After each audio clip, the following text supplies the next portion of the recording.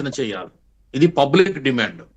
ఎందుకంటే విజయ్ మాల్యా లాగా తప్పించుకోకుండా ఇతని పైన ఆంక్షలు పెట్టాలి, లుకౌట్ పెట్టాలి, ఎక్కడికక్కడికి కట్టుదిట్టం చేసి ఈయన దేశం వదిలి పారిపోకుండా ఏర్పాట్లు కూడా ప్రభుత్వం చూడాలని పబ్లిక్ నుంచి డిమాండ్ వస్తుంది. ఎందుకంటే మట్టిలో, మైన్స్ లో, మద్యంలో, ఇసుకలో దోచుకున్నది సరిపోక లంచావతారం ఎత్తి ఈవేళ 1750 కోట్లు లంచం పుచ్చుకున్నాడంటే ఆ లంచాన్ని ప్రజల నెత్తి మీద 72,000 కోట్ల కింద మోపాడంటే ఇతను ఎంత దారుణమైనటువంటి నాయకుడో, ఎంత దారుణమైనటువంటి లంచగొండితనంతో అతను పేటరేగిపోయాడో పదవిలో ఉన్నప్పుడు అనేది ఇటు. ఈవేళ బాలినేని మాజీ విద్యుత్ శాఖ మంత్రి వైసీపీలో ఆయన ఇచ్చిన స్టేట్మెంట్ చూడండి. అర్ధరాత్రి 1 గంటకి ఆయన సెక్రటరీ వచ్చి, ప్రిన్సిపల్ సెక్రటరీ అనుకుంటా, ఆయన ముఖ్య కార్యదర్శి, ఆయన వచ్చి సంతకం పెట్టమంటాడట. ఆయన విషయం చెప్పకుండా, ఆ ఒప్పందం ఏంటో చెప్పకుండా, అంటే అర్ధరాత్రి ఒప్పందాలు ఎవరు చేసుకుంటారు సార్? గజ దొంగలు చేసుకుంటారు. గజ దొంగ కాబట్టి జగన్మోహన్ రెడ్డి అర్ధరాత్రి ఆ ఒప్పందం మీద సంతకం పెట్టమన్న మంత్రిని ఒత్తిడి చేశారు. పాపం ఆయన బతికి బయటపడ్డాడు.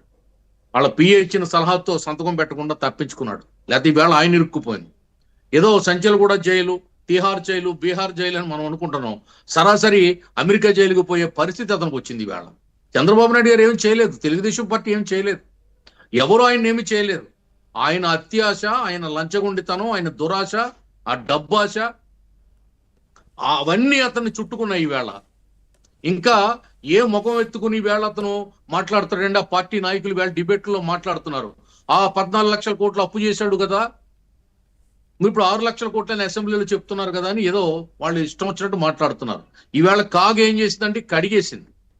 కాగ్ రిపోర్ట్ ఏంటి? ఈవేళ ఎన్ని దాచిపెట్టారు, కార్పొరేషన్ల మీద తెచ్చిన లోన్లు ఎన్ని దాచిపెట్టారు, అబద్ధాలు చెప్పి ఆ సంఖ్యను కుదించి వాస్తవాలు ముందు పెట్టకుండా, కాగు ముందు పెట్టకుండా దాచిపెట్టారంటే ఎంత దారుణమైనటువంటి దోపిడీకి 5 సంవత్సరాలు జగన్మోహన్ రెడ్డి పాల్పడ్డాడు.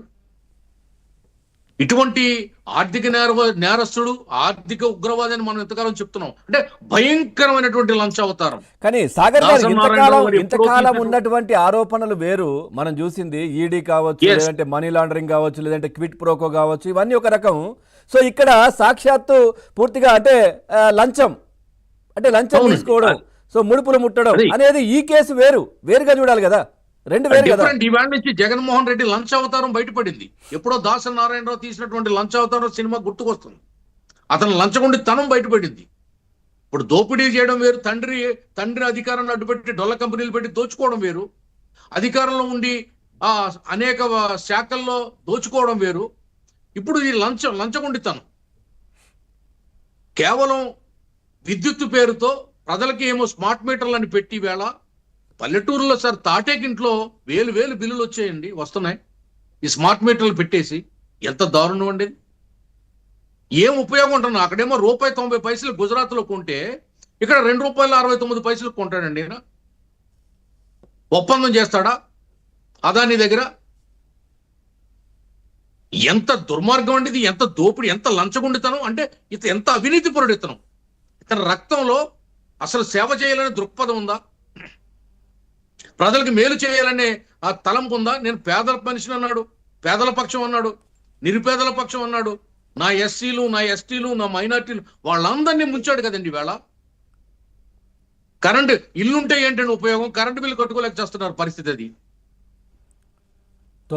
ఎంత కరెంటు ముట్టుకుంటే 9 సార్లు పెంచారు. వాళ్ళ అధికారంలోకి వచ్చిన తర్వాత 9 సార్లు పెంచారు కరెంటు బిల్లు. ఎన్ని 9 సార్లు పెంచారు కరెంటు బిల్లు?